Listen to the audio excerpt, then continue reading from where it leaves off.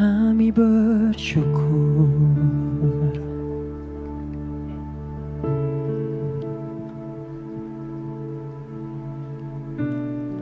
Terima kasih kebaikan-Mu.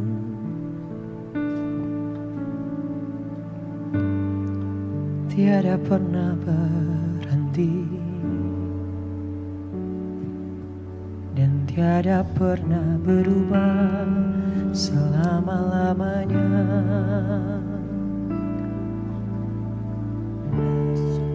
Pagi ini ku datang di altar-Mu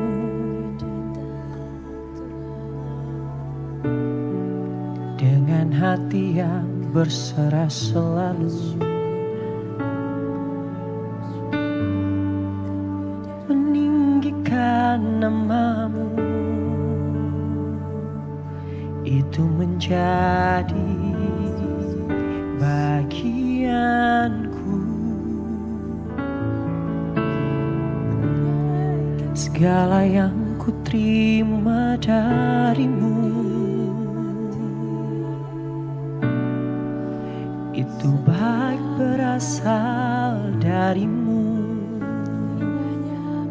Tuhan, Kau yang terbaik, Tuhan, Kau yang mulia selama-lamanya. Ku kagum akan cinta-Mu yang tak pernah berubah, selalu baru setiap waktu. Takkan habis oleh waktu cinta-Mu padaku, Tuhan, selama-lamanya yang terbaik. Oh syukur, oh bersyukur, haleluya. Terima kasih Yesus buat kebaikan yang selalu kami alami selama kami hidup.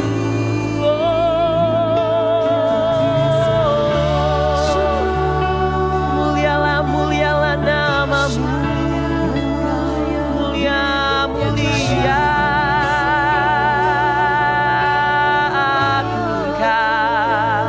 Dahsyat perbuatan-Mu,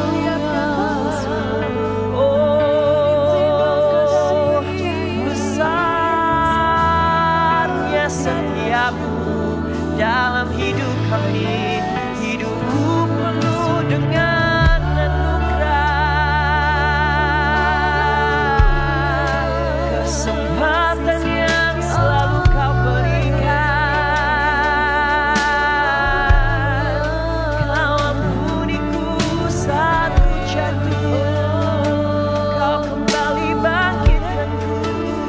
Agar kembali padamu, Yesus. Ku kagum akan kebaikan yang Kau berikan, tak pernah berubah. Kau tetap Yesus, Kau tetap Yesus. Oh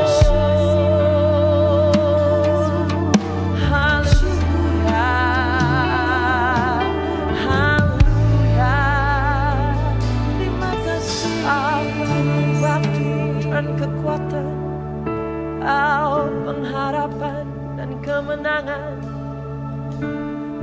Kau yang selalu lihat hati kami, Kau yang selalu lihat hidup kami, Bapa.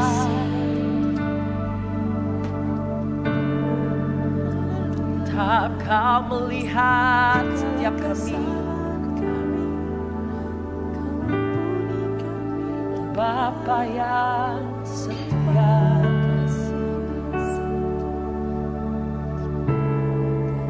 Oh Bapa yang sungguh mulia.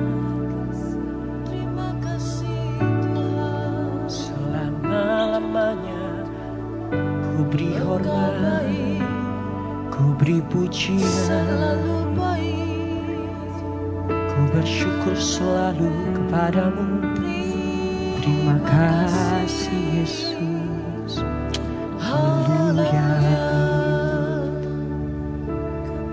Selamat pagi Bapa, selamat pagi Yesus, selamat pagi Roh Kudus. Pagi hari ini kami datang dengan hati yang bersyukur di hadapan-Mu. Kami mau datang membawa segala pujian dan penyembahan kami. Kami mau mempersembahkan yang terbaik di dalam nama-Mu. Biarlah hari ini Tuhan kami boleh bertemu di dalam hadirat-Mu, merasakan dekapan-Mu Tuhan, tinggal dalam hadirat-Mu. Itulah yang kami rindukan. Kami selalu bersyukur, kami selalu berterima kasih. Pagi hari ini mari kita naikkan ucapan syukur kita di hadapan Tuhan. Pagi hari ini mari muliakan Tuhan dengan puji-pujian yang terbaik. Kepadanya segala pujian, segala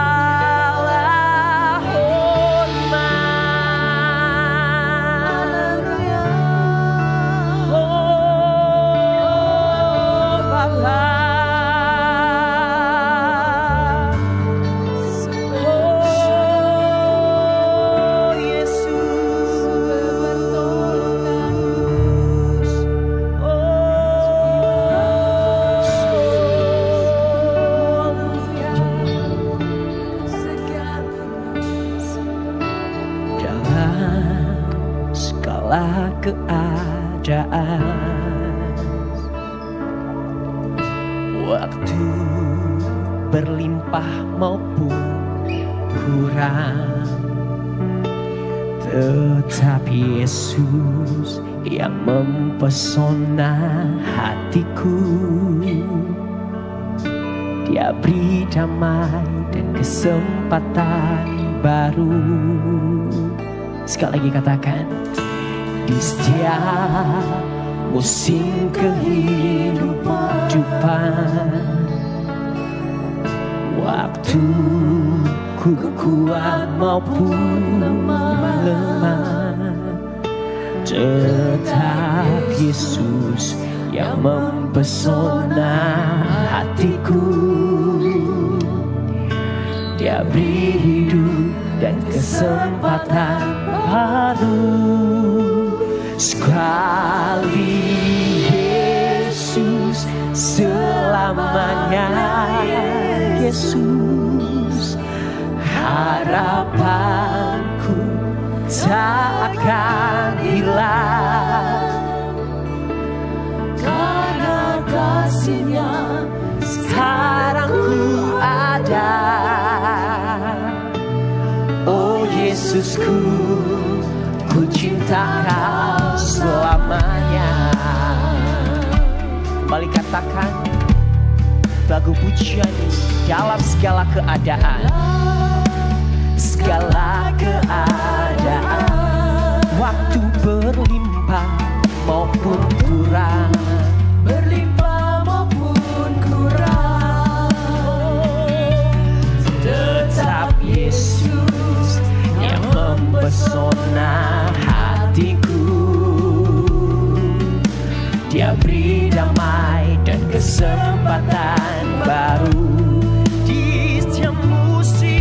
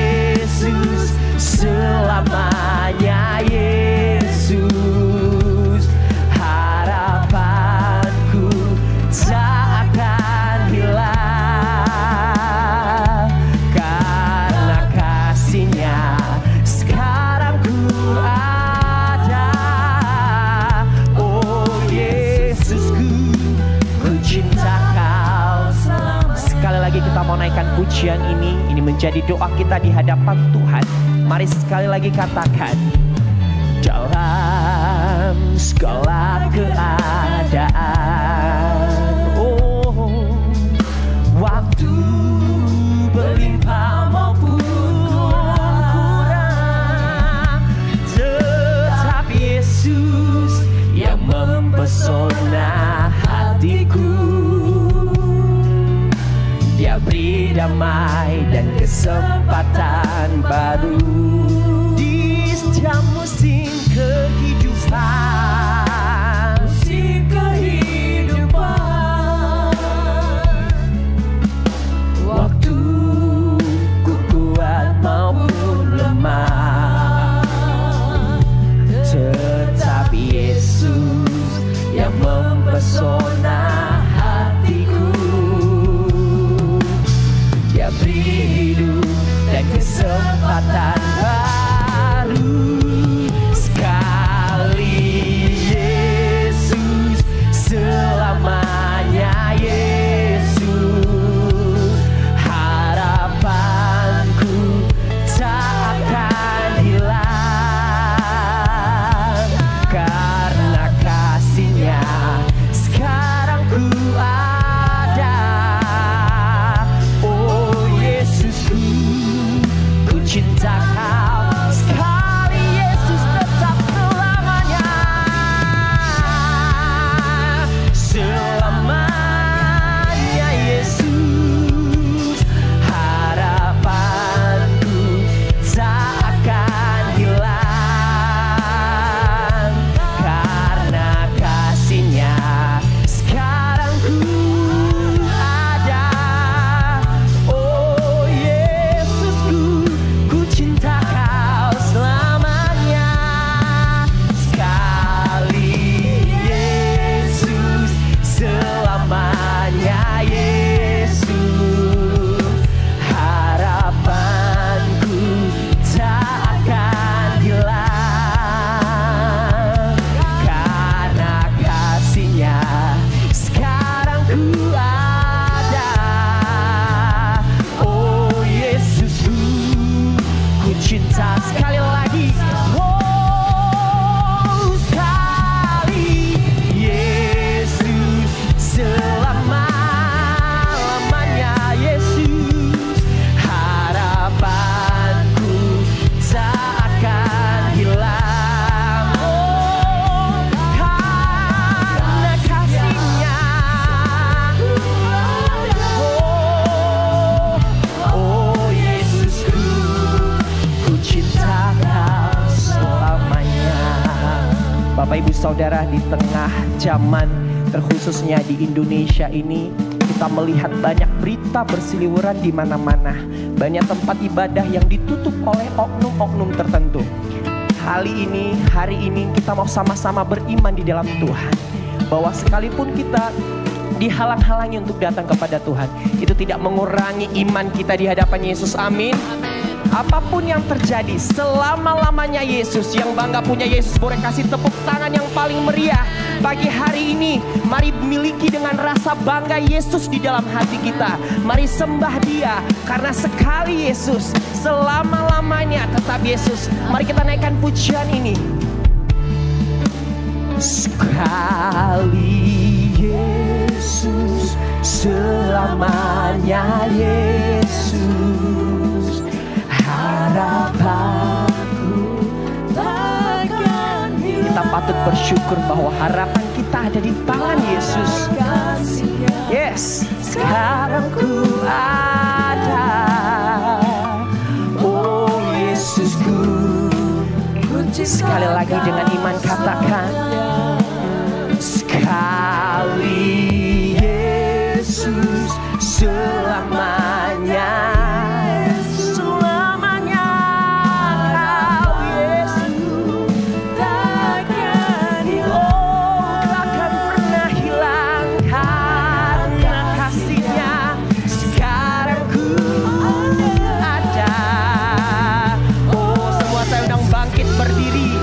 Lebih lagi katakan dengan bangga, sekali Yesus.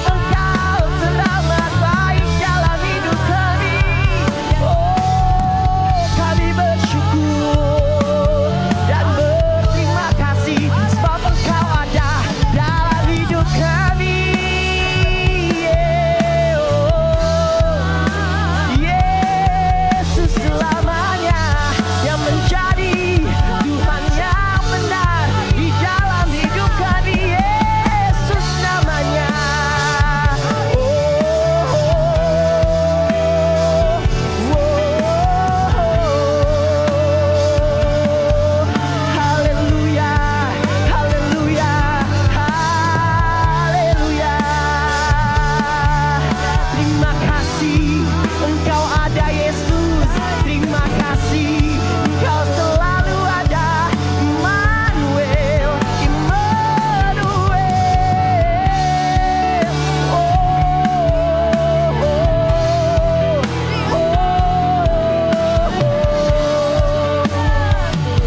Mari katakan Dia Tuhan yang baik.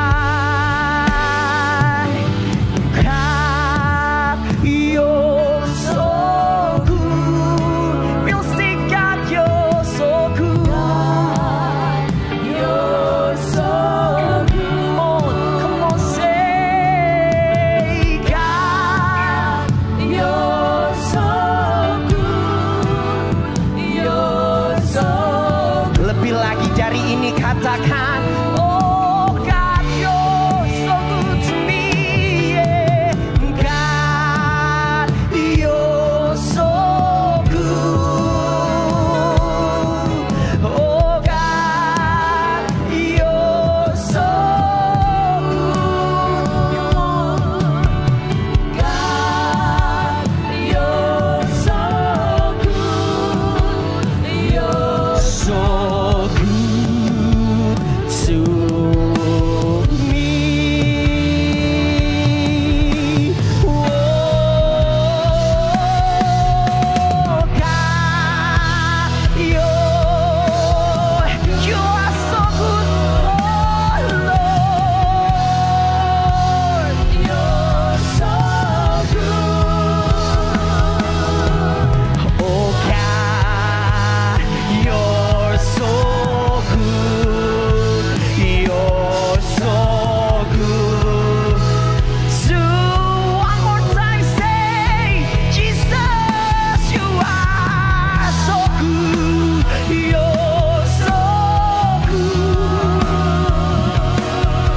Oh God, you're so good. God, you're so good. You're so good to me. Oh God, you're so good. God, you're so good. You're so good. Sekali lagi, God, you're so good. God, you're so good. You're so good to me. Setiap kemuliaan, pujian dan penyembahan hanya untuk Yesuslah Raja. Haleluya. Immanuel, Allah yang selalu beserta dengan kami. Amen. Ia memberikan Yesus bagi kami. Yes, Lord. Dan Tuhan Yesus meninggalkan Roh Kudus bagi setiap kami di tempat ini. Apapun keadaan kami tetap berkata, God, you're so good. Yes. Terima kasih buat anugerah-Mu Tuhan. Kami mau berekspresi memuliakan nama-Mu sebab Engkau Raja kami. Amen. Dalam nama Yesus kita yang percaya bersama dengan saya katakan, amin. Sekali lagi boleh tepuk tangan yang paling meriah buat Tuhan kita pagi hari ini. Haleluya. Shalom. Shalom. Sekali lagi kurang keras. Shalom. Shalom. Luar biasa Bapak Ibu, tidak terasa kita berada di bulan 8 bulan Agustus. Orang bilang bulan Agustus adalah bulan apa? Merdeka. Jadi kalau boleh kita merdeka di dalam iman akan Yesus Kristus. Amin. Pagi hari ini mari sapa kanan kirinya, katakan bulan Agustus adalah bulan merdeka. Kamu akan dimerdekakan lebih lagi oleh Tuhan Yesus. Sambil naikkan pujian ini, datanglah ke baiknya dengan hati yang bersyukur.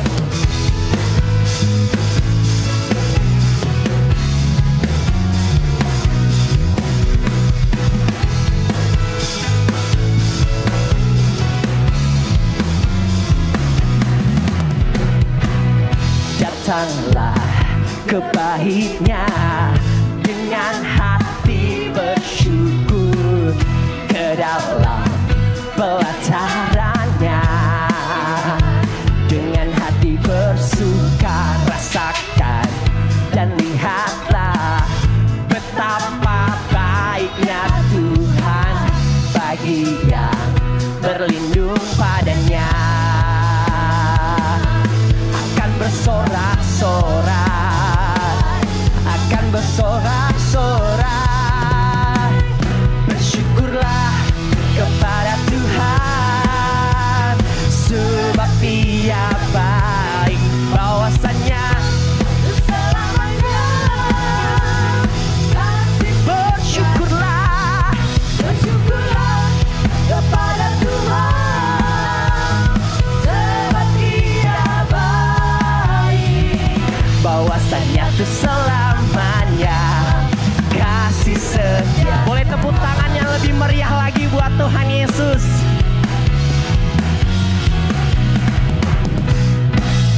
Datanglah ke baitnya dengan hati bersyukur, ke dalam pelatarannya dengan hati bersuka, rasakan dan lihatlah apa betapa baiknya Tuhan bagi yang berlindung padanya. Boleh tangan yang bersorak-sorai di hadapan Tuhan.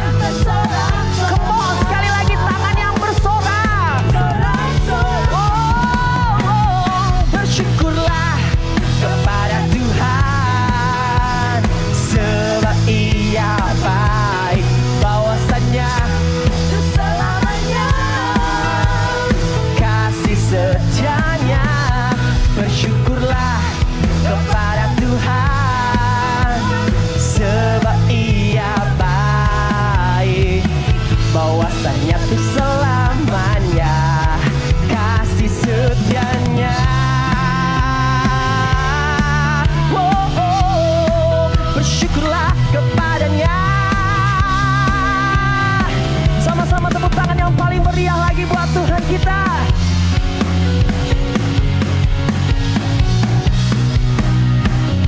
Mari dengan hati yang bersyukur, mari sampaikan kepada Tuhan, katakan bersyukurlah kepada Tuhan, sebab Dia baik, bahwasanya untuk selamanya kasih setianya. Bersyukurlah kepada Tuhan, sebab Dia baik, bahwasanya itu selamanya kasih. Sekali lagi boleh tangannya, bersyukurlah, come on, tangan di atas kepala semua saudara. Oh, sebab Dia baik, bahwasanya untuk selamanya kasih setianya. Bersyukurlah kepada Tuhan, sebab Dia baik, bahwasanya itu bahwasanya itu sesekali lagi katakan, bahwasanya itu selamanya kasih setianya. Bersyukurlah, haleluya. Sebab kita orang-orang yang bersyukur, mari puji Tuhan dengan nyanyian. Amin. Naikkan pujian ini.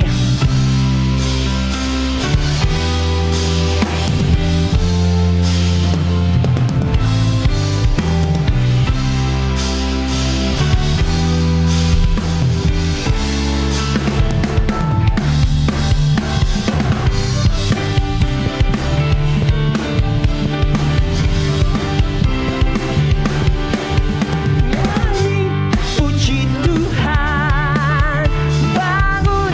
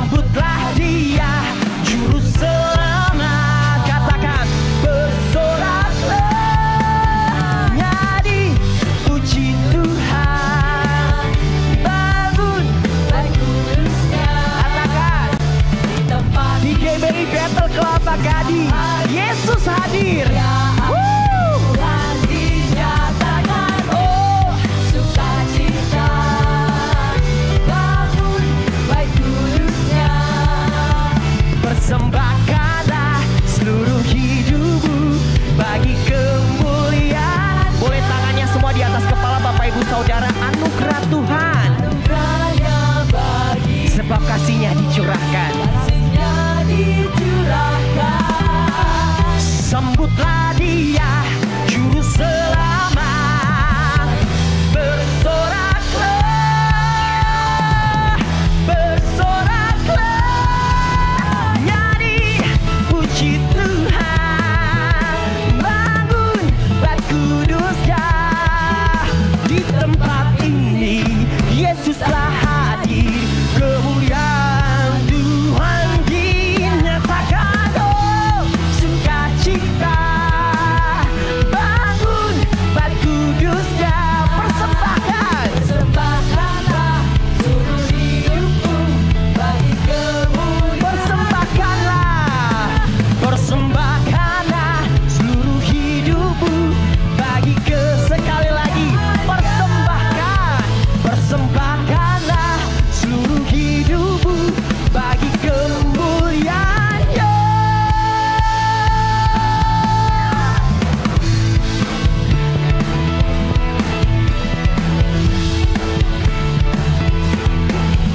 Nyanyi, nyanyi puji Tuhan.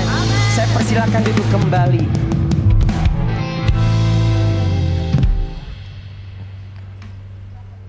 Mari kita siapkan hati yang terbaik untuk diisi oleh firman Tuhan.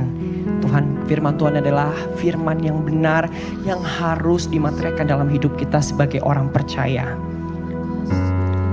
Mari siapkan seluruh hatimu Bapak Ibu Saudara, untuk kebenaran itu boleh ada di dalam hati kita, sehingga kita bisa menjadi pelaku dalam kebenaran itu. Kami bersyukur Tuhan, di ibadah kami ini ada hadirat yang kami rasakan.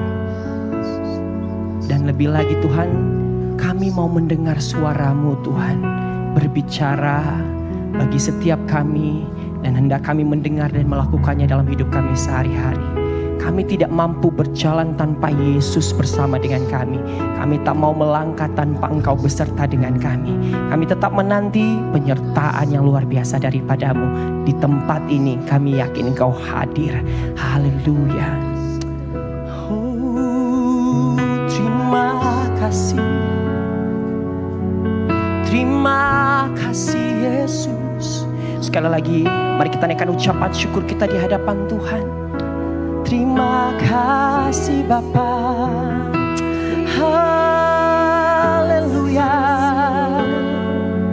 Kami sungguh bersyukur Tuhan akan hadirat-Mu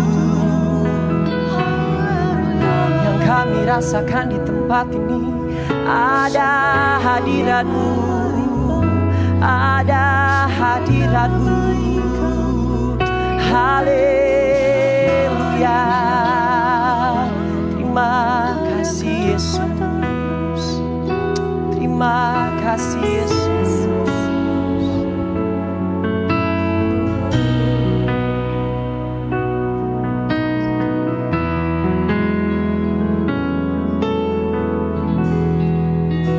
Betapa hatiku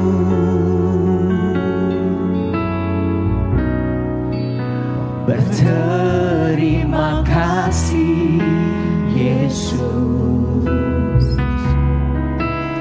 Kau mengasihiku, Kau memilikiku. Hanya ini Tuhan persembahanku, segenap hidupku, jiwa dan ragaku. Sebab tak ku miliki harta kekayaan yang cukup berarti untuk ku persembahkan. Hanya ini Tuhan permohonanku. Terimalah Tuhan persembahanku. Pakailah sebagai alatmu seumur hidupku. Oh, betapa hatiku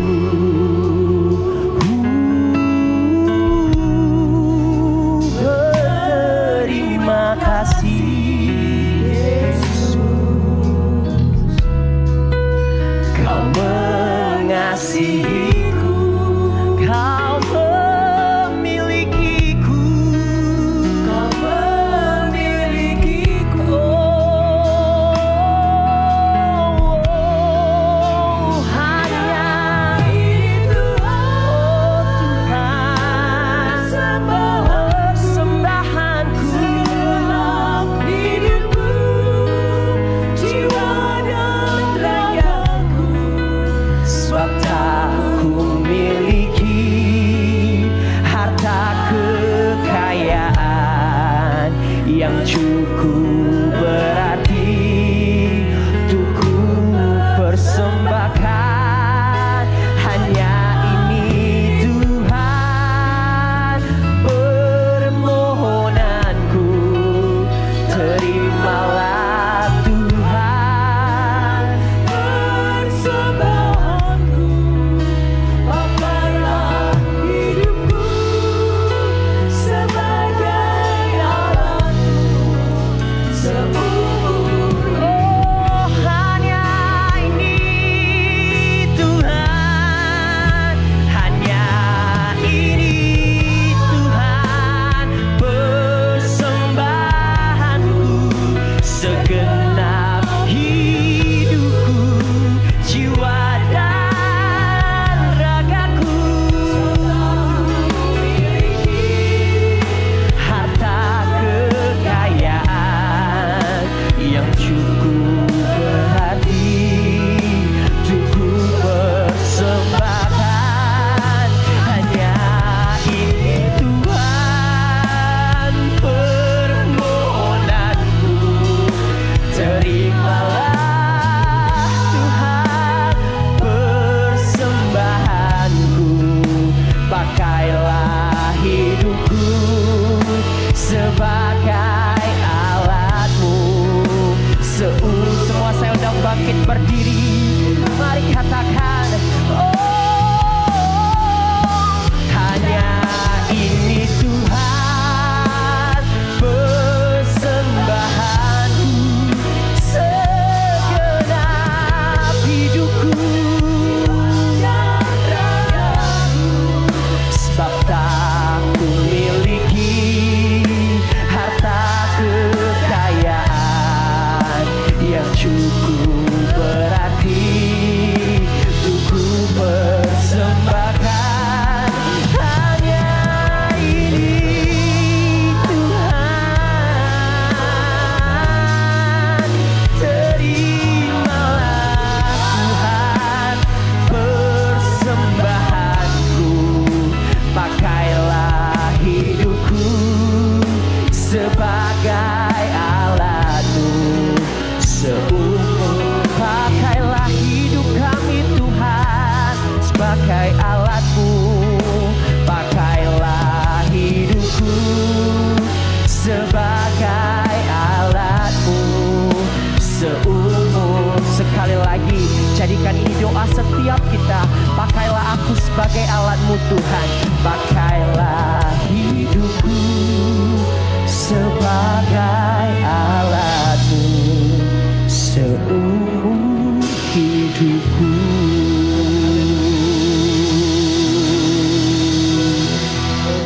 Shalom. Senang sekali bisa berjumpa dengan saudara dan saya percaya kita semua berada dalam kasih karunia. Saya juga mengucapkan selamat datang bagi Bapak Ibu yang baru pertama kali hadir dalam ibadah ini. Kiranya saudara sekalian menerima berkat-berkat sorgawi pada hari ini. Baik, hari ini saya akan menyampaikan firman dengan judul Perjumpaan dengan Tuhan Mengubah Kehidupan. Kita baca Kejadian 28 ayat 10 sampai 12, lalu dilanjut dengan ayat 16 sampai 22. Demikian firman Tuhan. Maka Yakub berangkat dari Berseba Dan pergi ke Haran, ia sampai ke satu tempat dan bermalam di situ.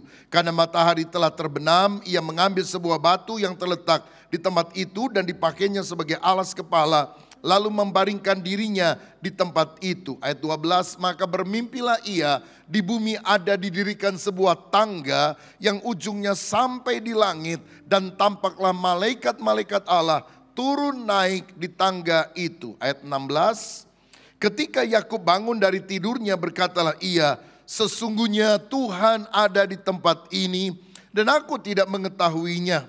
Ia takut dan berkata, alangkah dahsyatnya tempat ini. Ini tidak lain dari rumah Allah, ini pintu gerbang sorga. Keesokan harinya pagi-pagi Yakub mengambil batu yang dipakainya sebagai alas kepala dan mendirikan itu menjadi tugu dan menuang minyak ke atasnya. Lalu ia menamai tempat itu Betel, dahulu nama kota itu Luz.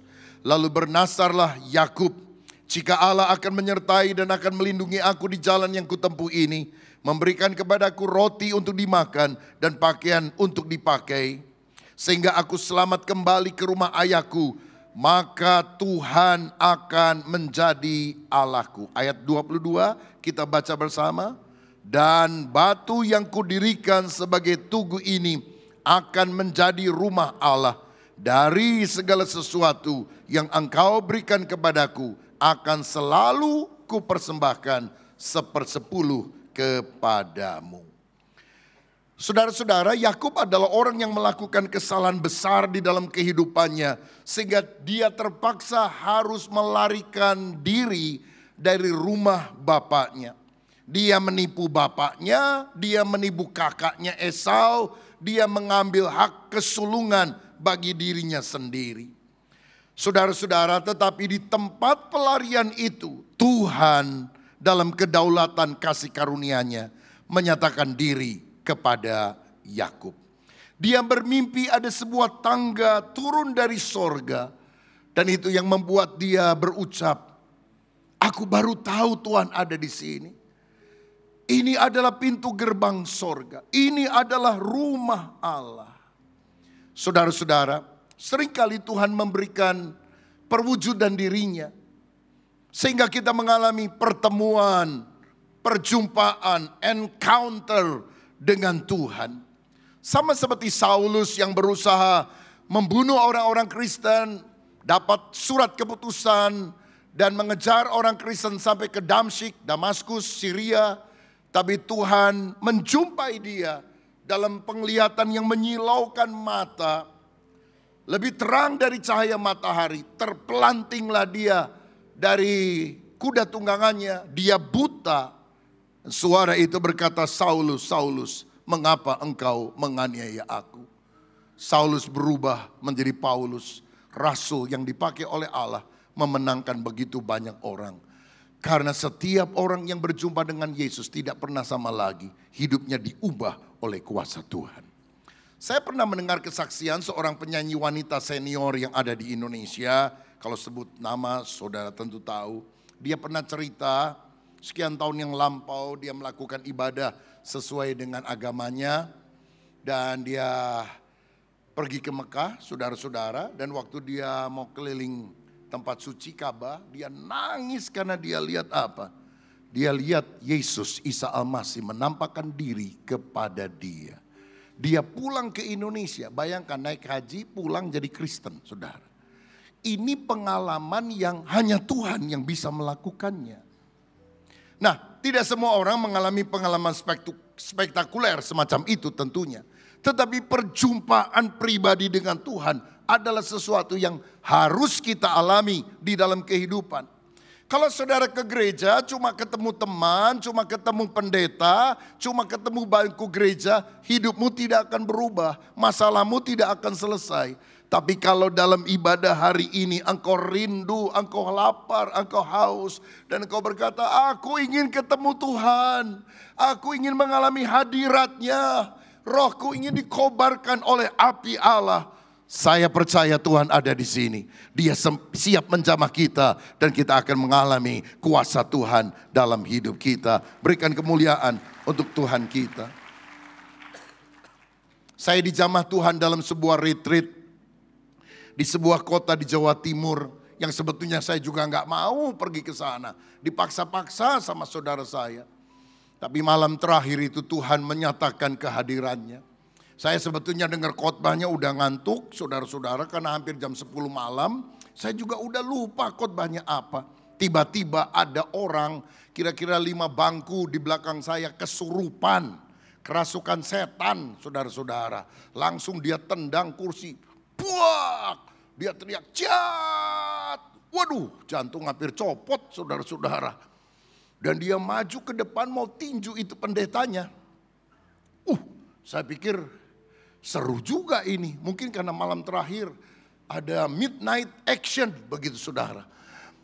Dan pendetanya pasang kuda-kuda, dia bilang, setan keluar. Blek, orang itu jatuh mendesis seperti ular. Setan keluar, mengaum seperti singa. Orang-orang udah pada ketakutan, saya juga jantung berdebar-debar. Belum pernah saya ngalami hal seperti itu. Saudara-saudara, setelah beberapa kali ditengking keluar itu setannya. Orangnya lemas dibawa ke ruangan sebelah dilayani. Dan pendeta tutup Alkitabnya, dia tidak lanjut khotbah. Tapi dia bilang begini, saya tahu setan sudah keluar dari orang itu. Tapi setan ada di sini. Kalau hatimu tidak dipenuhkan dengan Yesus, setan bisa masuk sama saudara. Waduh, nangkut-nangkutin lagi saudara. Jam 10 malam, hari Jumat, tanggal 13 Kliwon. Kira-kira seperti itu saudara. Nah, tapi saya tiba-tiba merasa Tuhan namanya kok luar biasa. Nama Yesus, nama yang dahsyat. Setan aja bisa pergi. Tiba-tiba ada kesadaran, saya orang berdosa. Hidup saya tidak berkenan kepada Tuhan. Saya membutuhkan Yesus juru selamat. Ketika dilakukan altar call, saya maju ke depan bersama dengan banyak orang lain. Dan saya membuka hati untuk mengundang Yesus masuk sebagai Tuhan dan juru selamat. Saya dilawat Tuhan, saya bisa nangis. Bukan karena sedih, tapi perasaan sukacita, perasaan diterima seperti dipeluk oleh Tuhan. Dan sejak itu muncul komitmen, aku tidak mau hidup bagi diriku sendiri. Aku mau berjumpa dengan Tuhan. Saya waktu datang ke retret itu malas ke gereja, malas baca Alkitab. Tapi setelah dijamah Tuhan hari itu, saya begitu pulang beli Alkitab baru. Saya baca dari Kejadian terus berurutan sampai Wahyu. Berkali-kali saya garis bawahi bagian Alkitab yang menarik bagi hati saya, yang memberkati. Saya kalau hari Minggu dulu malas kebaktian, sekarang dijamah Tuhan. Hari Minggu kebaktian sekali itu nggak cukup saudara. Ibadah 1, ibadah 2, ibadah 3. Padahal yang mimpin pujian sama, lagunya sama, khotbahnya, pendetanya sama. Tapi on fire, berkobar-kobar. Dan saya tidak tahu mengapa ada perubahan di dalam hatiku. Dan saya percaya saya sudah berjumpa dengan Yesus. Beberapa kali setelah kebaktian seperti ini saya salami jemaat di pintu luar. Dan ada orang sambil nangis bilang, Pak Pendeta, saya baru pertama kali ke gereja ini. Saya bahkan belum pernah ke gereja. Tapi dari tadi, dari pujian, saya kok mau nangis saja ya. Kenapa hal itu terjadi? Saya bilang Tuhan sedang menjamah hatimu. Tuhan menyatakan kasih-Nya kepadamu. Saya doakan dia. Saya minta seorang kemudian membimbing supaya dia mengenal Yesus. Percaya Yesus sebagai Tuhan dan Juru Selamat. Hanya perjumpaan pribadi dengan Yesus yang sanggup mengubah hidup kita menjadi baru. Kalau kita hanya beragama, kita nggak akan berubah. Itu sebabnya rindukan selalu kehadiran Tuhan dalam setiap pertemuan ibadah kita. Nah, selanjutnya saya ingin sampaikan bahwa perjumpaan dengan Tuhan itu yang pertama seringkali terjadi di tempat yang tidak kita sukai.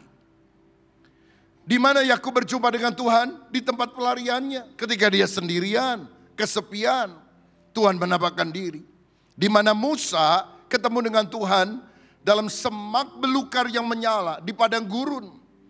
Di mana Paulus berjumpa dengan Yesus di pintu gerbang kota Damsyik ketika dia mau membunuh orang-orang Kristen. Di mana Yunus ketemu dengan Tuhan di perut ikan yang mencaplok dia. Saya mau bilang Tuhan itu ingin menuntun kita pada pertobatan. Tapi kalau saudara nggak mau diajar, dihajar sama Tuhan. Kalau saudara nggak mau dibentuk, dibentak sama Tuhan. Kan mendingan saudara ketemu Yesus di gereja, dalam KKR, kebaktian kebangunan rohani, daripada di perut ikan. Ada orang yang ketemu Yesusnya itu di dalam penjara. Nama sih nama Alkitab, Matius, Markus, Lukas, Yohanes. Tapi ada di penjara, saudara sekalian. Udah didoakan, dinasehati sama orang lain karena keluarganya Kristen, tapi nggak mau bertobat tuh. Masuk penjara karena ada kasus. Baru dia minta ampun kepada Tuhan. Ada orang baru ketemu Tuhan pada saat dia sakit, pada waktu musibah datang, pada waktu masalah besar menghimpit kehidupannya. Saya percaya begini, bahwa kesempitan manusia adalah kesempatan Allah untuk menyatakan kehadirannya. Kalau kita sungguh-sungguh mengizinkan Tuhan berbicara kepada kita, Tuhan bisa menemui kita bahkan di tempat yang tidak kita sukai.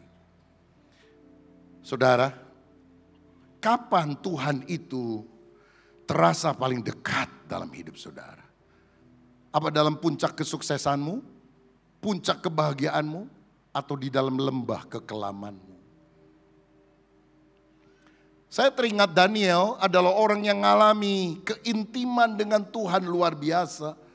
Melihat Tuhan itu sangat dahsyat, bukan di istana dari Raja Nebukadnezar misalnya.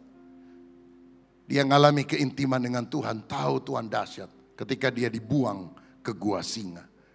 Karena Tuhan mengatupkan mulut singa itu. Kapan Sadra, Mesa, Abednego tahu dan mengalami Tuhan itu sangat dahsyat. Bukan pada waktu dia sedang makan enak di restoran mewah. Tapi ketika mereka dibuang ke dapur api karena mereka tidak mau menyembah patung emas yang didirikan oleh raja. Dan mereka bilang, kami percaya Tuhan akan menyelamatkan. Tapi seandainya tidak, aku tetap tidak akan menyembah patung ini. Aku tetap setia kepada Tuhan. 3 yang dilempar, ada sosok keempat. Itulah Kristofani. Kristus yang datang sebelum dia lahir di Bethlehem. Karena Kristus itu punya sifat kekal. Sudah ada dari dulu, sekarang, bahkan sampai selama-lamanya.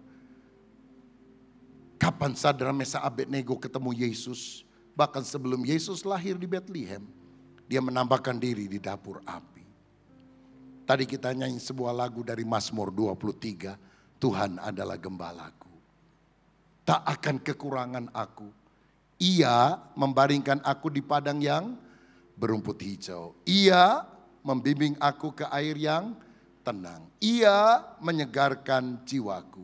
Ia menuntun aku ke jalan yang benar oleh karena namanya. Saudara tahu apa sebutan Daud bagi Allah ketika padang rumput hijau, ketika air tenang, ketika kelimpahan, kemewahan dia alami. Dia memanggil Tuhan dengan sebutan ia, kata ganti orang ketiga. Tapi lihat ayat yang keempat. Sekalipun aku dalam lembah bayang-bayang maut, dalam lembah kekelaman, aku tidak takut bahaya sebab engkau, bukan ia, engkau besertaku. Gadamu, tongkatmu itulah yang menghibur aku. Engkau menyediakan hidangan bagiku di hadapan para lawanku. Apa yang terjadi ketika lawan menyerang? Apa yang terjadi ketika lembah bayang maut, lembah kekelaman, musibah, kesulitan dia alami? Dia mengganti julukan kepada Allah bukan lagi sebagai ia, kata ganti orang ketiga, tapi engkau atau mu, kata ganti orang kedua. Mana lebih dekat, ia atau mu? Mu lebih dekat dari ia. Seringkali Tuhan mau menyatakan diri kepada saudara ketika engkau ada di lembah. Ketika orang tidak anggap saudara, ketika engkau begitu terpuruk, Tuhan cinta sama saudara. Sebab ketika engkau di dalam padang rumput hijau, air yang tenang, engkau tahu Tuhan ada, tapi ya sebatas iya.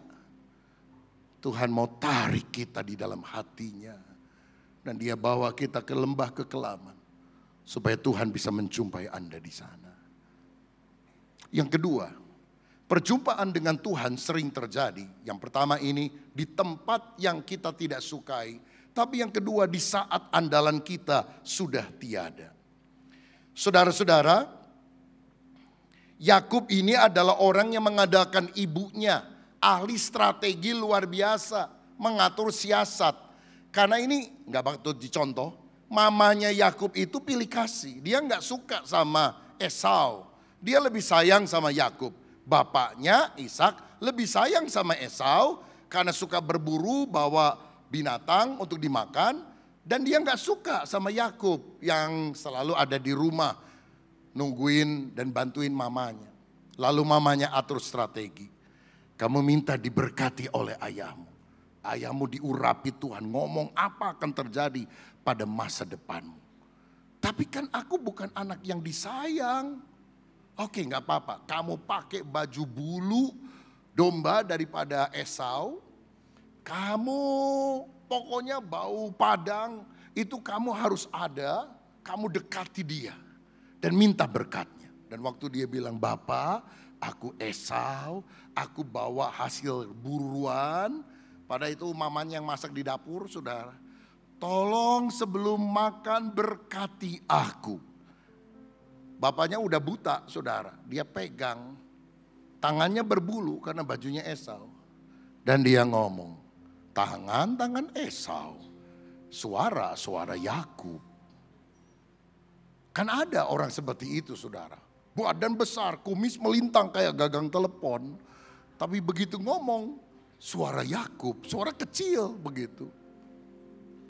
Tapi aku Esau Bapak, diberkati oleh bapaknya. Nipu bapaknya, saudara. Siapa ahli strateginya? Mamahnya. Tapi ketika ketahuan, wah mau dibunuh oleh Esau, lari. Sekarang di padang gurun dia kesepian, seorang diri, ketakutan dikejar Esau. Sedih berpisah dengan orang tuanya, gak punya apa-apa, kere. Pada waktu itu Tuhan menjumpai dia. Setelah dia pisah dengan andalannya, baru Tuhan menyatakan diri.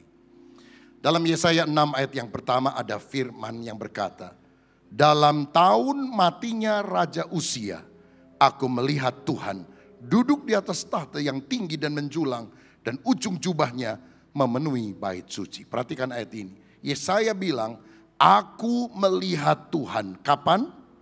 Dalam tahun matinya Raja Uzia. Uzia itu raja Israel yang memerintah panjang, saudara. 52 tahun, lebih lama dari Soeharto, 32 tahun. Dan selama dia memerintah, Asyur negara musuh tidak berani menyerang. Karena kondisi keamanan Israel sangat luar biasa. Tapi ketika Raja Uzia mati, yang diandalkan Israel sudah tidak ada. Orang mulai gemetar, jangan-jangan ada serbuan musuh. Yesaya berkata, aku melihat Tuhan. Ketika andalan kita, orang besar kita, sponsor kita, orang yang mensupport kita sudah tidak bisa lagi menolong. Pada waktu itulah Tuhan akan menyatakan diri kepada kita. Mungkin bagi saudara kalimat ini berkata, dalam tahun usahaku bangkrut, aku berjumpa dengan Tuhan. Dalam tahun aku sakit parah dan ada di ICU, aku berjumpa dengan Tuhan. Mungkin bagi orang muda kalimat itu berkata, pada tahun pacarku digaet sama teman karibku, aku berjumpa dengan Tuhan. Karena waktu engkau masih pacaran, bangun pagi, gak pernah ingat Tuhan. Yang diingat si dia, wajahnya, rambutnya. Gak pernah memikirkan Tuhan. Tuhan izinkan itu terjadi. Karena memang bukan yang terbaik untuk saudara. Dan kau akan ketemu sama Tuhan. Pada saat yang kau andalkan sudah gak ada. Tuhan menyatakan diri. Dalam Markus pasal 5 ada wanita yang 12 tahun sakit pendarahan. Sudah berobat gak kunjung sembuh. Dan dihabiskan seluruh hartanya.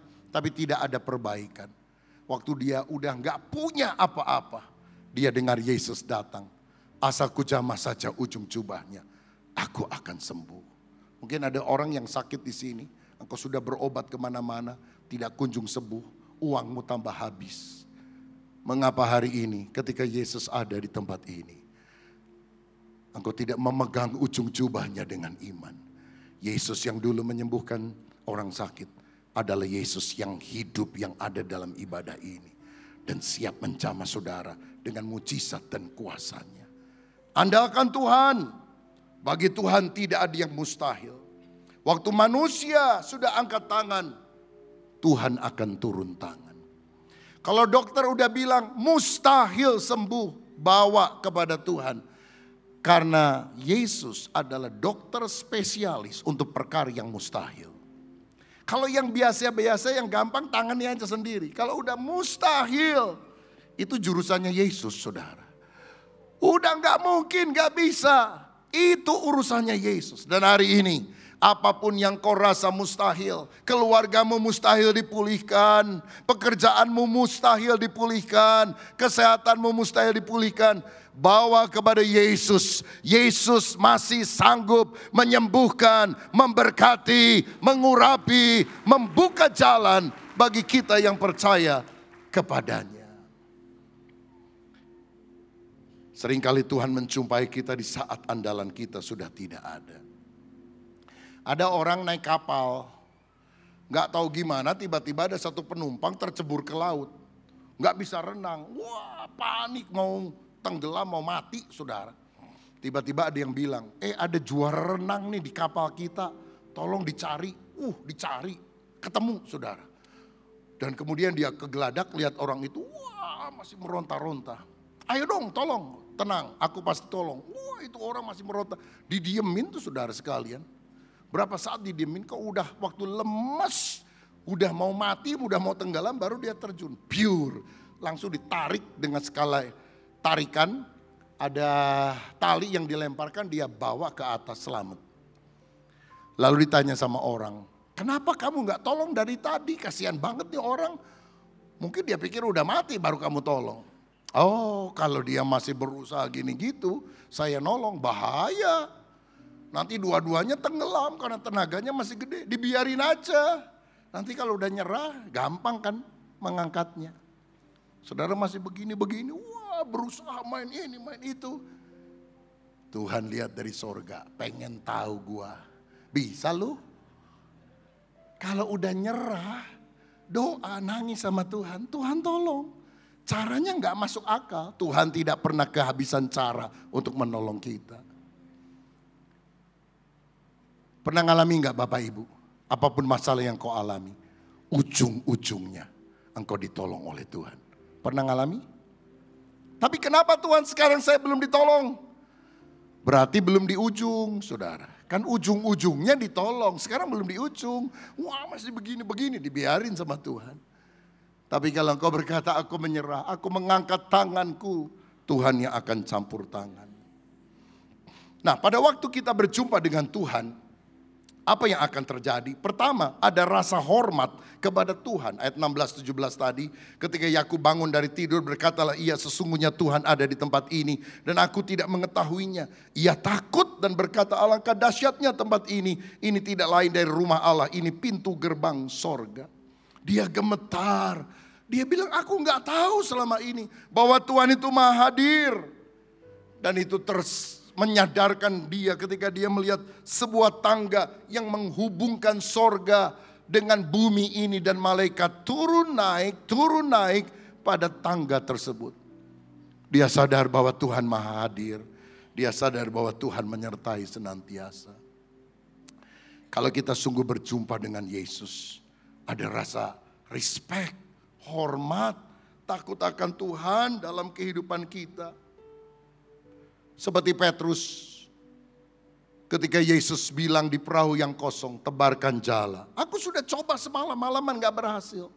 Tapi aku coba lagi deh karena engkau yang menyuruh. Dia dapat ikan dalam jumlah yang sangat besar. Di siang hari bolong lagi saudara, bukan di malam-malam. Gak masuk logika tapi terjadi. Apa yang terjadi? Petrus tersungkur. Dia bilang, Tuhan pergilah daripadaku karena aku seorang berdosa. Dia bukan ngusir Tuhan, dia rasa gak layak dekat dengan Tuhan. Tuhan yang menghampiri dia. Tuhan yang meminjam perahu Simon Petrus. Kelihatannya Petrus berjasa meminjamkan perahu. Pada Tuhan punya rencana yang jauh lebih besar dalam kehidupannya. Di dalam kelemahan kitalah kuasa Allah menjadi sempurna. Saudara tahu kita sekian tahun mengurus izin gereja di Bandung Timur, di Sumarekon. Karena sejauh ini belum ada gereja yang izinnya resmi di sana. Diurus sulit, lama. September 2022. Saya pergi ke Singapura karena beberapa bulan sebelumnya ada dokter yang menemukan bahwa ada benjolan di bagian dekat tiroid saya. Dan kemudian bukan cuma cairan, ada daging di sana. Dia khawatir bahwa itu adalah cancer. Saya second opinion ke dokter yang lain, diperiksa lagi. Dokter bilang harus dibiopsi, gak ada jalan lain. Saya datang ke seorang profesor. Third opinion. Gimana? Dokter, prof, kalau saya nggak dibiopsi. Karena katanya kalau memang cancer lalu dikorek-korek malah lebih cepat menyebarnya. Dia bilang, oh nggak apa-apa. Oh nggak apa-apa ya? Iya nggak apa-apa. Kalau nggak mau dibiopsi. Paling tiba-tiba mati aja. Katanya. Aduh itu ngomongnya kok nggak enak saudara. Tapi beliau sekarang sudah meninggal. Saya masih hidup, haleluya. Itu membuat saya stres saudara. Walaupun hamba Tuhan kan apalagi di sini itu udah dekat dengan pusat semuanya. Oh Tuhan Yesus tolonglah saya. Sampai sudah beberapa opini dari dokter. Akhirnya sekian bulan kemudian yaitu September 2022 saya biopsi di Singapura. Setelah selesai harus tunggu di ruang kamar yang ada. Istri harus jaga di luar tidak boleh masuk ke dalam.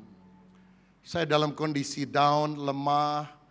Saya bilang, Tuhan, kita lagi ngurus izin gereja, mau bangun dengan biaya besar. Kalau saya sakit, gimana saya bisa melaksanakan hal itu? Dalam kondisi lemah, dalam kondisi khawatir. HP saya masih saya pegang. Tiba-tiba cek, ada WA masuk. Bunyinya dan gambarnya keluar.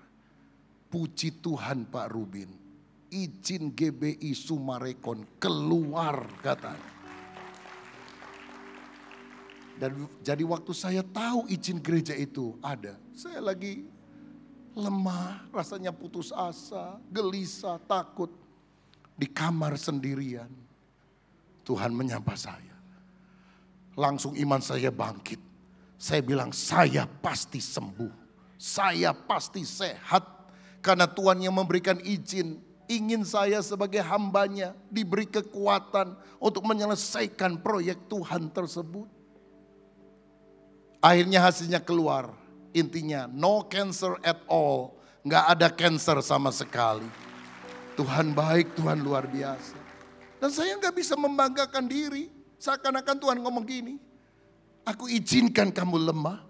Aku izinkan kamu rasa kau tidak berdaya, baru aku kasih izinnya.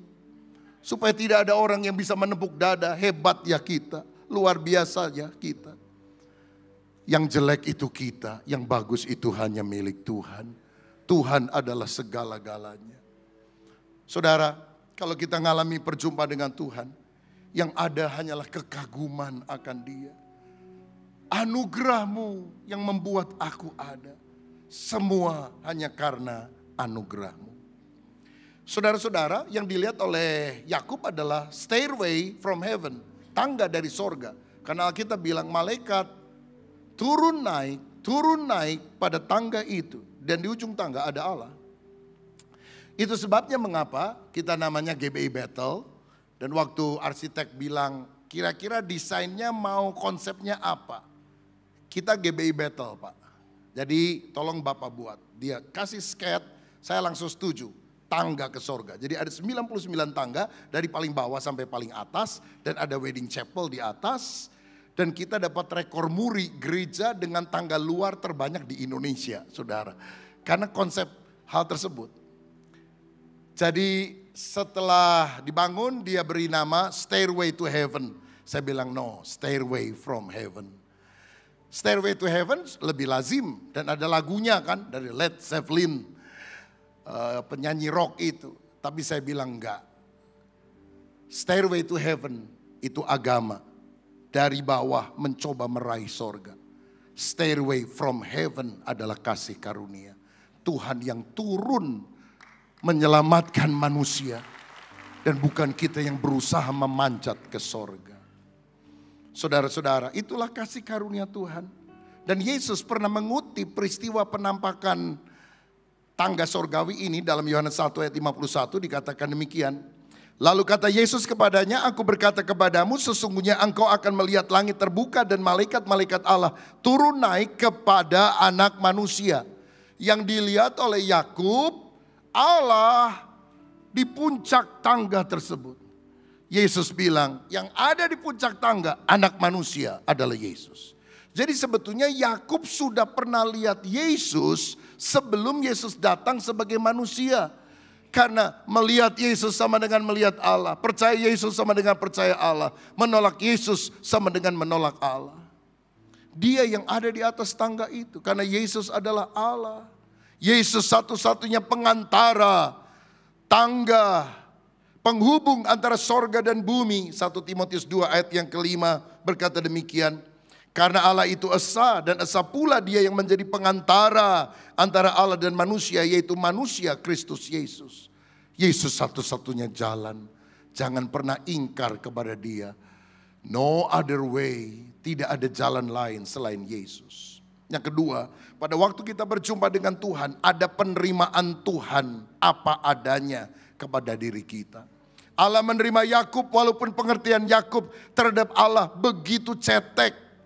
Ayat 16 dia bilang, aku tidak mengetahui Tuhan itu ada di sini. Ayat 20, jika Tuhan menolong, memberkati, memberikan roti untuk dimakan, air untuk diminum, baru aku akan menjadikan engkau sebagai Tuhanku. Iman sejati itu bukan iman jika, tapi walaupun. Walaupun aku tidak ditolong Tuhan dari dapur api, aku tetap percaya sama Tuhan. Itu iman sejati. Tapi imannya Yakub, jika kamu menolong aku, baru aku nyembah engkau. Jika engkau memberkati aku, baru aku akan menganggap engkau sebagai Tuhan. Tetapi walaupun imannya masih cetek, dia nggak tahu Tuhan ada di sana. Tuhan menerima Yakub apa adanya. Roma 5 ayat yang ke-6, karena waktu kita masih lemah, Kristus telah mati untuk kita orang durhaka pada waktu yang ditentukan oleh Allah. Kapan Yesus rela mati bagi kita? Waktu kita masih lemah di dalam dosa. Gak nunggu kita baik. Seperti anak hilang datang ke rumah Bapa masih bau babi. Pakaian compang-camping. Bapa memeluk dia. Bapa gak bilang mandi dulu baru kupeluk. He loves you just the way you are. Tuhan mencintai saudara sebagaimana kau ada.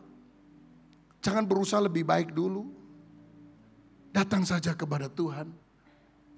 Dan Tuhan yang akan menyempurnakan hidup saudara. Mana lebih benar? Saudara datang jadi orang baik.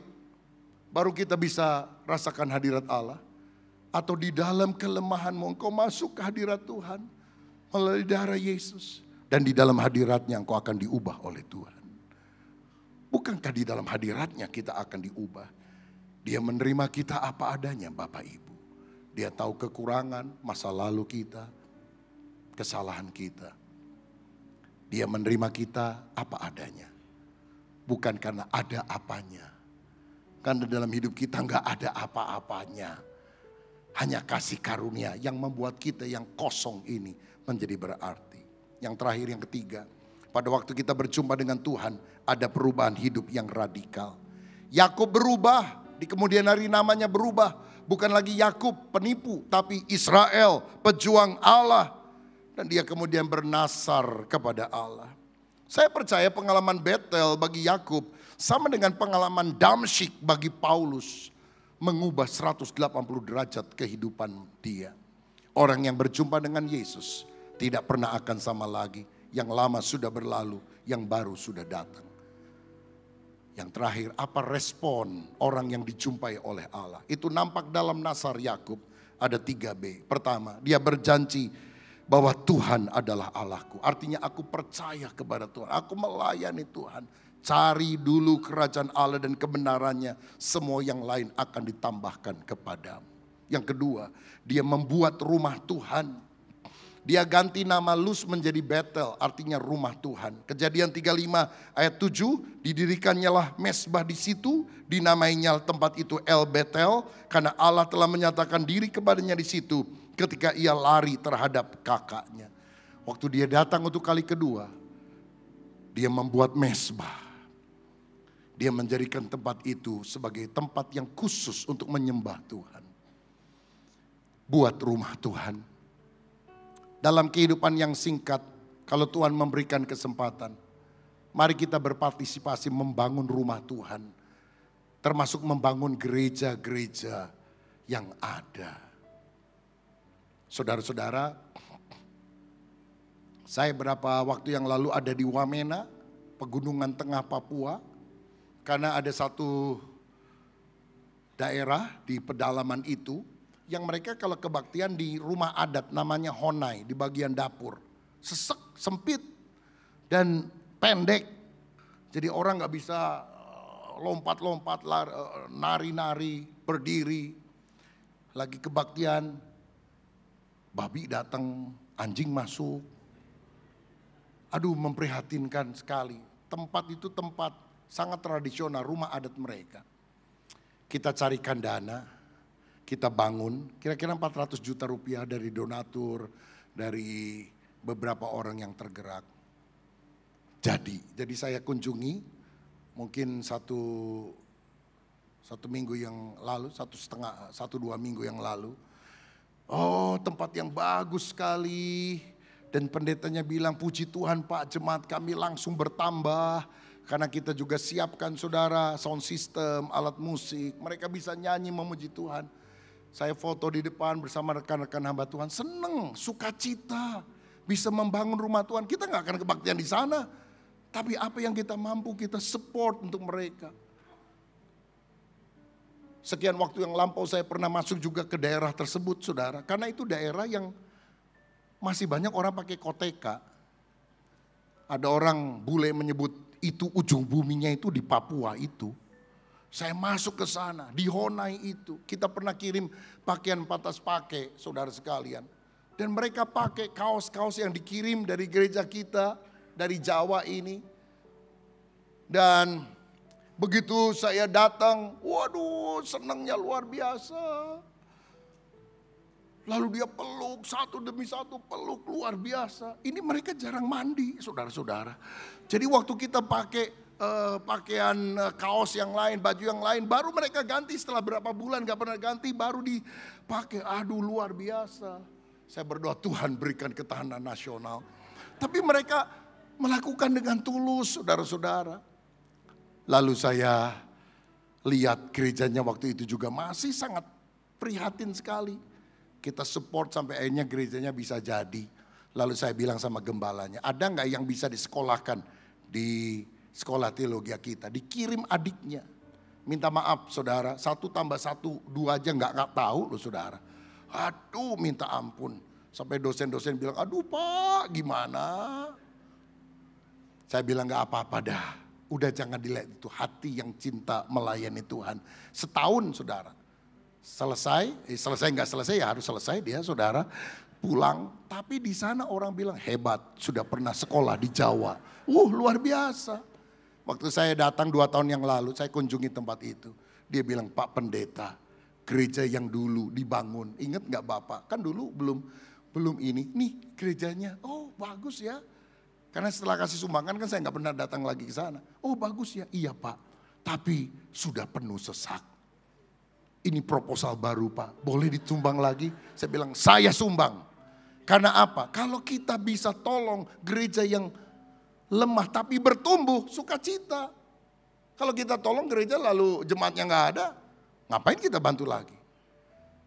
Sukacita bisa menolong orang-orang membangunkan rumah Tuhan. Itu sebabnya sukacita kami juga rasakan untuk rekan-rekan hamba Tuhan. Karena ini sudah beberapa kali ya, hamba-hamba Tuhan datang dan kalau dia gembala ikut sampai akhir, cashback 100%. Kita balikin semua uangnya. Karena kita bukan cari duit di sini. Kita mau memberkati semua gereja. Apapun denominasinya, mereknya. Nggak penting. Yang penting semua gereja Yesus Maju, saudara-saudara. Kemarin ada yang tergerak untuk gembala dikasih gitar. Haleluya, nggak tahu gitarnya udah ada belum? Sudah ada ya, puji Tuhan. Lumayan tuh 1,5 juta. Haleluya. Nanti bawa pulang ya. Kecuali yang berat, aduh saya harus pulang ke Sulawesi bawa gitar berat-berat. Kasihlah sama orang Bandung kalau mau begitu ya. Kita juga masih bangun di Sumarekon, perlu dana yang besar. Mari kita kontribusi apa yang kita bisa untuk kemuliaan nama Tuhan. Mari membangun rumah Tuhan. Yang terakhir, yang ketiga, aku akan selalu membayar persepuluhan kepadamu. Dari segala sesuatu yang kau berikan kepadaku akan selalu kupersembahkan 1/10 kepadamu. Yakub itu mengembalikan persepuluhan padahal hukum Taurat belum ada. Nggak ada perintah perpuluhan. Nggak ada janji Tuhan kalau kamu bayar perpuluhan kamu diberkati. Tapi sebagai rasa cinta, rasa syukur, dan melihat teladan opaknya Abraham yang pertama kali kasih perpuluhan. Dia bilang, aku akan selalu, always mengembalikan persepuluhan. Karena segala sesuatu engkau berikan kepadaku. Berarti dia sadar apa yang dia punya, pemberian Tuhan. Lalu dia ingin kembalikan untuk kemuliaan nama Tuhan. Saudara, kalau kita mengalami perjumpaan dengan Tuhan, kita akan mengembalikan persepuluhan. Tidak dengan berat, tapi dengan sukacita. Karena kita tahu semuanya milik Tuhan. Saya belajar mengembalikan perpuluhan dari umur 9 tahun sampai sekarang. Saya ajarkan kepada anak-anak dari usia 9 atau 10 tahun waktu itu. Mereka mengembalikan persepuluhan. Tuhan selalu jadi Yehova Jireh. Taat aja sama perintahnya, Tuhan akan memberkati. Dasarnya bukan supaya kita jadi kaya raya, tapi karena kita cinta sama Tuhan. Orang yang gak ngalamin zaman Tuhan, wah selalu protes, selalu negatif, selalu cari jalan supaya perpuluhan gak berlaku lagi dan sebagainya. Tapi saya jumpa sama Tuhan, bukan cuma 10%, 100% milik Tuhan. Itu pemberian Tuhan.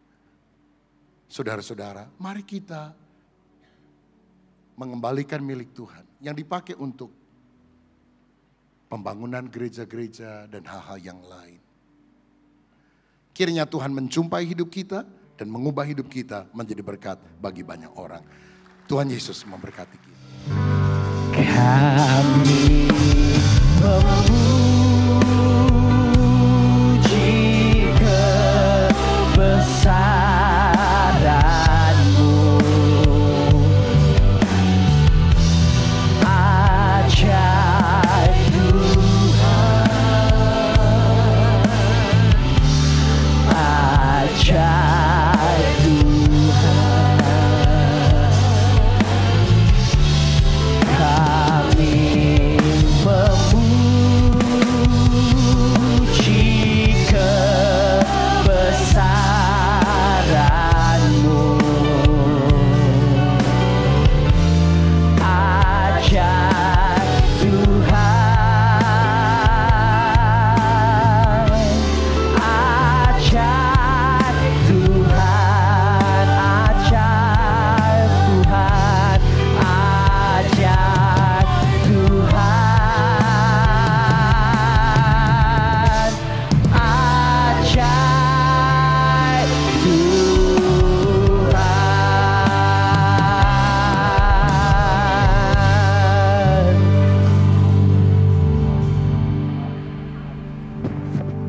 Terima kasih Tuhan buat hari ini, buat ibadah yang telah Kau sertai dari awal sampai akhir. Kami percaya Tuhan, Engkau telah melawat setiap kami. Kami bersyukur kalau kami telah dikuatkan oleh firman-Mu. Biarkan ini menjadi penuntun buat hidup kami, agar kami hidup setia melakukan apa yang menjadi tanggung jawab kami. Kami gak mau lagi beralasan Tuhan. Ampuni kami kalau kami sering alasan akan apapun yang terjadi dalam hidup kami. Tapi kami mau bersyukur dan berserah, melakukan bagian kami, sehingga hidup kami bisa memuliakan nama Tuhan. Berkati negara ini yang akan masuk ke usia 80 tahun kemerdekaan. Biar terus negara Indonesia berdaulat sebagai negara yang merdeka. Secara ekonomi juga berdaulat Tuhan. Mungkin hari ini banyak konflik politik ataupun krisis ekonomi yang menghantui Tuhan. Tapi kami percaya Indonesia ada dalam tangannya Tuhan. Akan ada shalom, damai sejahtera turun atas negeri ini. Kami berdoa untuk para pemimpin-pemimpin negara kami, agar pemimpin tetap memimpin dengan hikmat dan takut akan Tuhan, sehingga setiap keputusan mensejahterakan rakyat Indonesia. Kami berdoa untuk gereja kami GBI Bethel di Kelapa Gading, Kedoya dan juga Harapan Indah. Biarkan gereja kami terus jadi berkat buat kota ini, buat bagi masyarakat sekitar, khususnya juga buat jemaat yang ada. Berkati gembala kami Pendeta Rubin Adi dan juga seluruh pemimpin rohani di gereja ini, agar kami semua bisa terus menjadi teladan dan mendidik jemaat untuk hidup sesuai dengan firman Tuhan. Ya Tuhan, kami juga berdoa buat orang-orang yang sakit, karena kami percaya kesembuhan ilahi tetap masih terjadi sampai hari ini. Mujizat dapat terjadi. Tetapi yang lebih lagi kami minta Tuhan, Roh Kudus penghibur selalu menyertai, memberi sukacita damai sejahtera dalam melewati segala pencobaan. Kami juga berdoa buat saudara-saudara kami yang sedang kehilangan dan berduka Tuhan.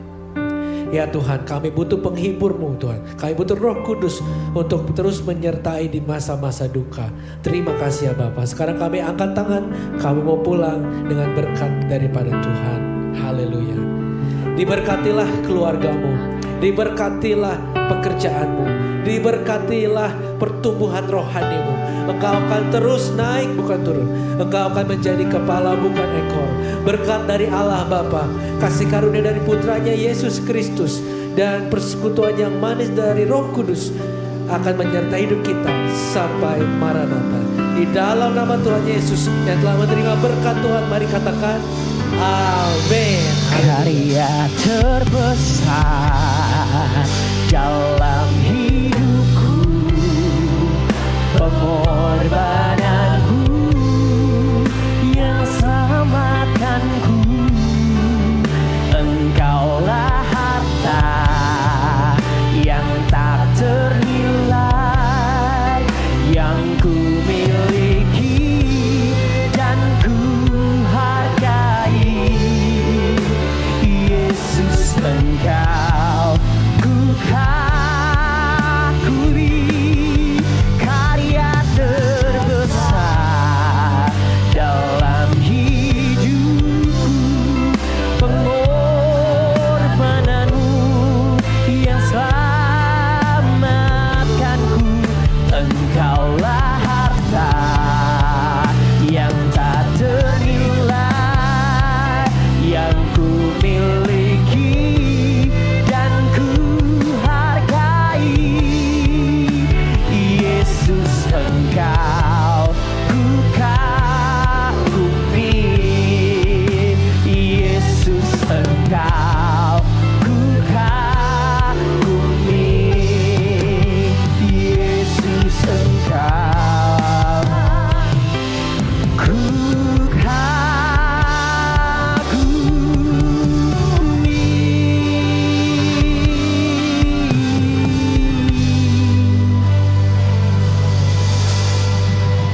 Ibadah kita telah selesai. Sampai jumpa Bapak Ibu di minggu yang akan mendatang. Selamat berakhir pekan dan Tuhan Yesus memberkati.